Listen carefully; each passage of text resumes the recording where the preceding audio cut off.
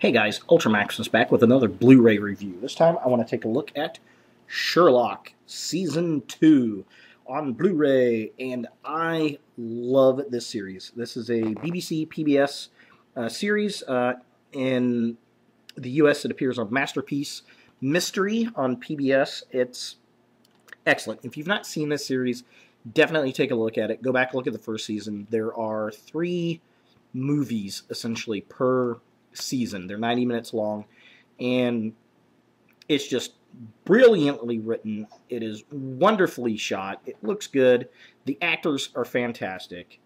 We've got Benedict Cumberbatch and Martin Freeman. Cumberbatch here is Sherlock, and of course Freeman is Dr. Watson.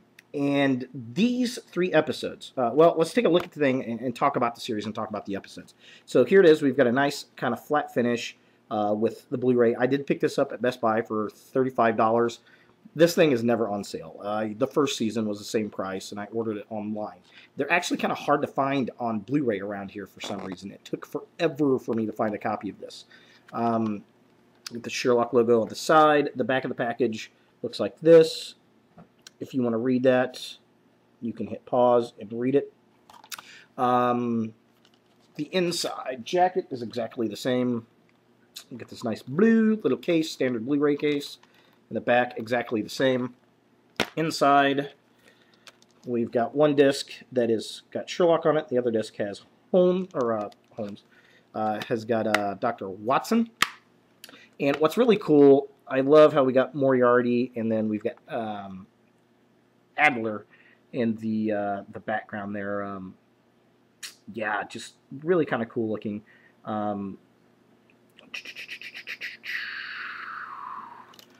Yeah, this is nice. God, I just love this series. Special features. It has got Sherlock Uncovered, which is a little 20-minute featurette, and it's got audio commentaries, and of course English and French languages. Now, it's unfortunate it doesn't have that much on it. The first series or season had, depends if you're on what side of the pond you're on, the first season had the alternate pilot episode. So all this one has on it is a little featurette, which, I mean, it's okay. After the movies, not the extra stuff really on this.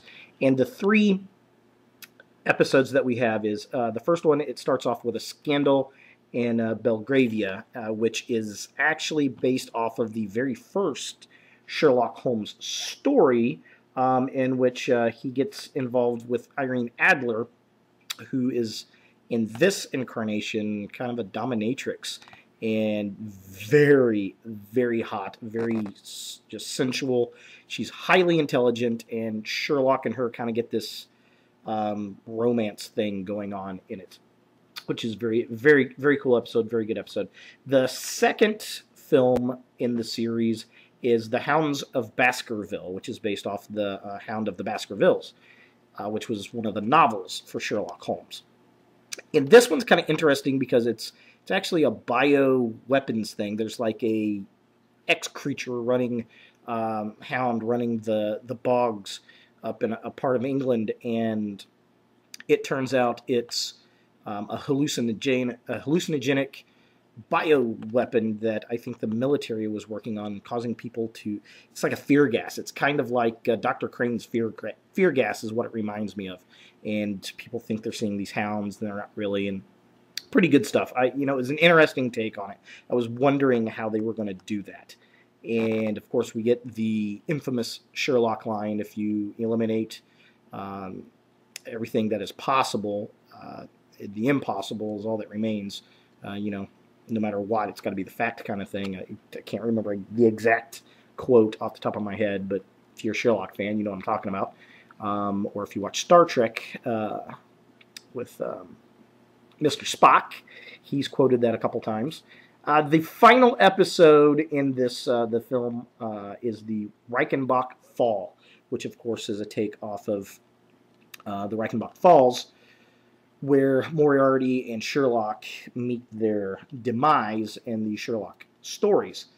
and it's Moriarty and Sherlock coming head to head, and they're on top of this building, and Moriarty's telling him he's got to kill himself to save the other people, and this and that, the other, and Moriarty ends up committing suicide, and Holmes leaps off of the building, and we think he's dead, and then at the end, he shows up saying, well, I had to get rid of Sherlock Holmes because it was creating issues and everything, and now he can go about his life and without the bad press that was put on to him through the movie, which is interesting. So and I know they're doing season 3, and it may be the last season for this series because I know this is getting expensive to make, and these guys are moving off into films.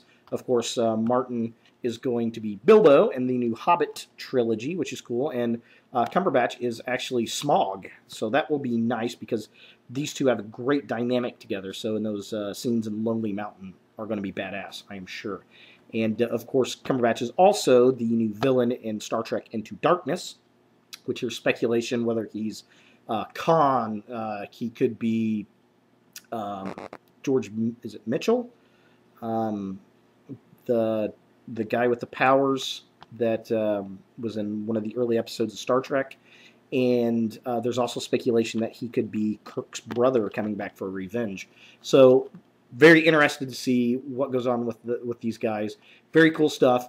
If you like the first series or season, depending on whether you're in the States or Britain, they call them series, we call them seasons.